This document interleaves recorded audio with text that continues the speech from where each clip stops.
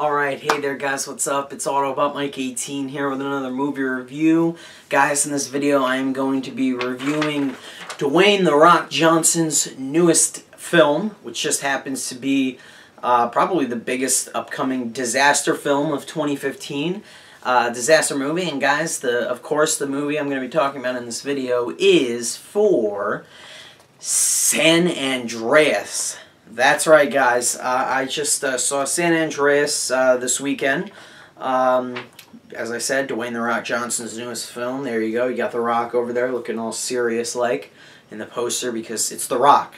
That is how you are going to sell your movie, by having The Rock, because The Rock is awesome. Let's be honest.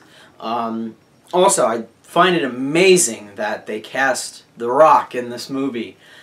There's earthquakes and there's debris in this movie. There's a lot of rocks. Okay, you're gonna see. Okay, never mind. Let's just move on. I didn't want to use that joke, but you know what? I decided to. That was a bad idea. Anyway, guys, yes, San Andreas. It's from director Brad Peyton, who I think really hasn't done anything of merit. So yeah, when the movie when I first heard about this movie, when the trailers came out, I was a little bit skeptical about certain things. I was like, all right, I'm watching this trailer. All right, this movie's probably just going to be one of those. It's going to be the new version of 2012 with The Rock and that hot girl from True Detective, Alexandra Daddario. Let's just think about her for a second. Okay, let's move on. And I said, yeah, alright, it's probably not going to be the best movie of the summer. It's just going to be one of those movies, you sit, you go to the movie theater, you kick back, you just relax, and you enjoy what you're watching on the screen. You forget you forget all things of making sense. You know, you throw all your common sense out the window. This is definitely one of those movies in several moments. I knew that was the type of movie I was getting going into San Andreas, so that's why I went in with those type of expectations. And if you go in with those type of expectations, I think you will actually be quite satisfied with the movie for the majority. With that said, guys, getting to the plot behind San Andreas, in this movie, the San Andreas fault line begins shifting, causing massive earthquakes in the Los Angeles and San Francisco area. I mean, I'm talking like top of the Richter scale earthquakes, 9.5 earthquakes going on, some of the highest in the history of the world. And a search and rescue, an Los Angeles Fire Department search and rescue pilot, played by Dwayne "The Rock" Johnson in this movie, has to go into San Francisco to rescue his daughter, played by Alexandra Daddario. Just give her a thumbs up real quick. Let's move on. And has to rescue her because she is trapped somewhere in the city, and he's got a helicopter. He's got his half-ex-wife, played by Carla Gugino, and it's up to him to save her before an earthquake kills her, and the aftershocks kill her, or the tsunamis. So yeah, that's San Andreas. Sounds pretty awesome, gonna be honest. But yeah, so that's the plot basically behind San Andreas. So when you think about it, like, I don't remember the last time a movie had a search and rescue pilot as the central protagonist. I actually think that's a pretty cool, you know, they had something going there, because I think that's honestly quite unique. It's not like it's just some, you know, let me think, because, I mean, this movie could have been, you know, Dwayne "The Rock" Johnson could have been anybody. He could have been a cop, he could have been, but they made him a search and rescue pilot, which is actually, of course, helpful for this kind of scenario when these earthquakes start happening. Obviously, being in the air is obviously one of the best things going for you. So I thought this movie definitely had something. Although it is just another disaster movie, we've had several of them over the past several years. I mean, let's just list them out. I mean, we've had 2012 from Roland Emmerich, Volcano, which starred Tommy Lee Jones. Basically anything by Roland Emmerich that Roland Emmerich has directed can be considered a disaster film. Independence Day, Into the Storm most recently, last year's crappy movie. So yeah, disaster movies, for the majority, I don't think there's been one where everyone's been like, oh yeah, that is actually legitimately, no flaws, a great movie, okay? They're just the type of movie you go into, you sit back and you enjoy, and you disregard the flaws, I guess. Now, being me, I'm not going to entirely disregard the flaws in San Andreas, because there's a boatload of them in regards to the plot, okay? Am I saying that San Andreas is a good movie? Okay, a lot of you may be surprised with the grade I give it in the end of this movie. The grade that I am going to give it in this video is based purely on the fact that I enjoyed this movie and had fun watching it. In no way does it mean that this film is better than films I've given, you know, the same grade. You know, good, better films that I've given the same grade or a lower grade, you know, for that matter, okay? I mean, again, you are going into this movie, you're getting what you're paying for. You are seeing amazing spectacle with incredible visual effects. You're getting decent, very good performance, especially from The Rock, because The Rock is freaking awesome. And, you're getting all of this action and spectacle and these rescue scenes, and they're all so freaking awesome. But, of course, you're going to have plot issues and problems with the dialogue along the way, and that is San Andreas. But that's how it is with basically every single disaster film. So I think most of you know what you're going into. I think most of you know what you're going into when you're going to see this film. And I don't think that anyone should expect this to be, you know, better than most films that come out this summer, okay? I don't think anyone is expecting this to be better than a film like Mad Max in terms of story. Mad Max Fury Road, of course, I mean, or a film like The Avengers Age of Ultron. I don't think anyone's even expecting that. I personally wasn't, obviously. And, you're getting what you're paying for. A just absolutely, entirely disaster film movie spectacle with all the visual effects, which look so authentic, and everything looks so jaw-droppingly real in this film. I swear to you, the disaster scenes are just, they look incredible, okay? I swear to you, there were moments in this movie where I felt like, damn, alright, this is real. This shit is real. And of course, guys, I'm gonna get into the flaws that this film has, because there are many. Okay, there are many. Really quick before I do that, though, getting into the cast. Casting The Rock in this type of movie, he's this big guy. You know, he's just Dwayne Johnson is just such a likable guy, in my opinion. I mean, it's so great that they cast him in this film. Because the guy just brings a certain, you know, like, charm every single time in one of his movies, okay? You know, and he's a good actor, too. I mean, I'll give him props. Like, most recently, one of his most recent good films, I don't know if anyone's seen it, Snitch, 2013, very underlooked film.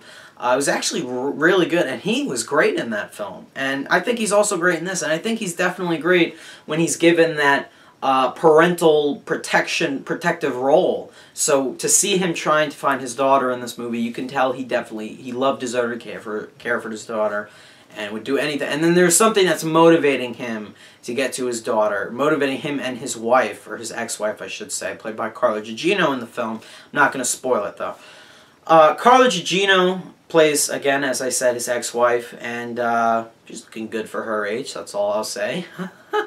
No, seriously, talking about movie MILFs, Carla Gugino, she's up there. And then finally, Alexandra Daddario was cast as the daughter.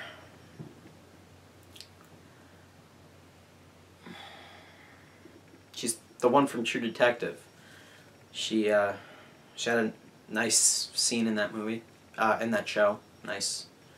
It was good. It was good to look at. I've watched it multiple times.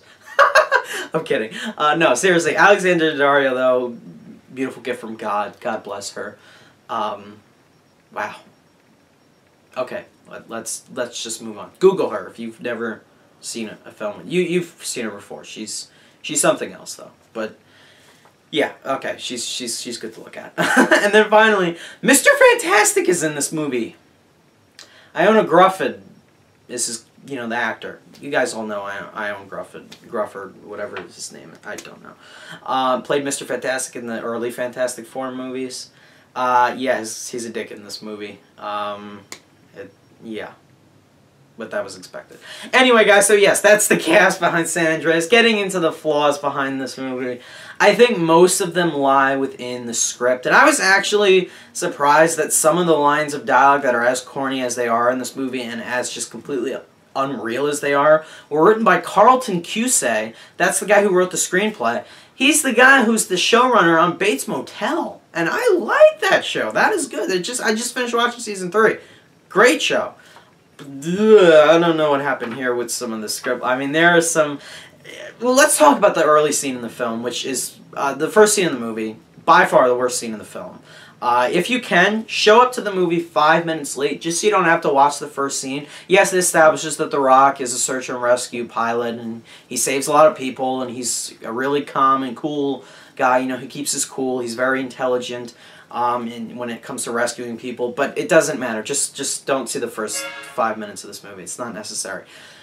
They're rescuing a blonde girl because her car got hit by some rubble on this mountain, and it's hanging on by a thread. Okay, I have several problems with this scene. Not only is it stereotypical as hell to open on this blonde girl driving, listening to Taylor Swift's Style, and I think, was she putting on makeup, or then a car is in the other lane, it almost hit her, and we're like, she's gonna get hit, okay, and then she didn't get hit, and then she gets a text message, she's texting while driving, then another car's coming, we're like, she's gonna get hit, she doesn't get hit, and then she gets hit by rubble seconds later, and I'm like, oh god, that was just cringeworthy.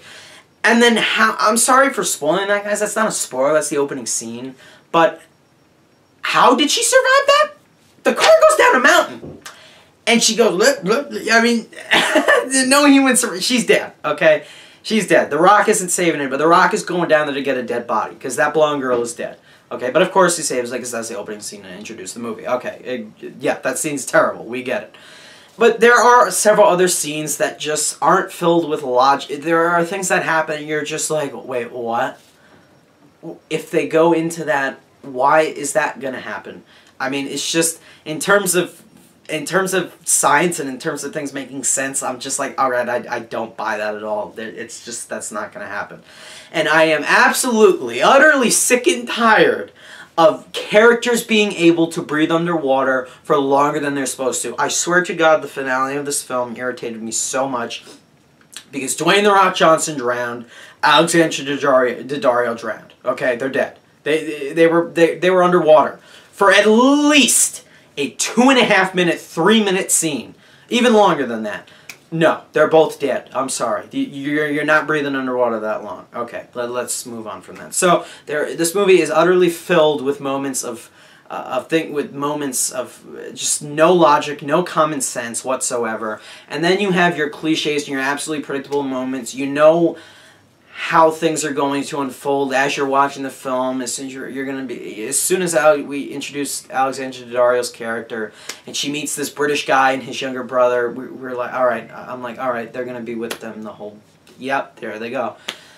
Yep, The Rock is gonna try to save her. Yep. Oh, there's a convenience. Oh, how did he get a new airplane? Okay, there's things like that happen throughout the movie that just make you say,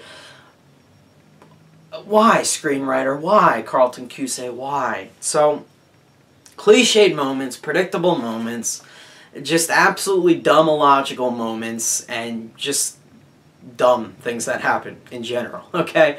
But it is still very fun and entertaining to watch. The Rock freaking rides a speedboat into a tsunami. He's riding a speedboat into a tsunami. One of the best scenes of a summer movie so far this year. Gotta praise that scene. Alright, but getting into my final rating, guys, I'm gonna give San Andreas, I said you guys were gonna be surprised, 8 out of 10. B minus, guys. I'm doing it. I'm doing it. A lot of you guys will be like, Mike, are you crazy?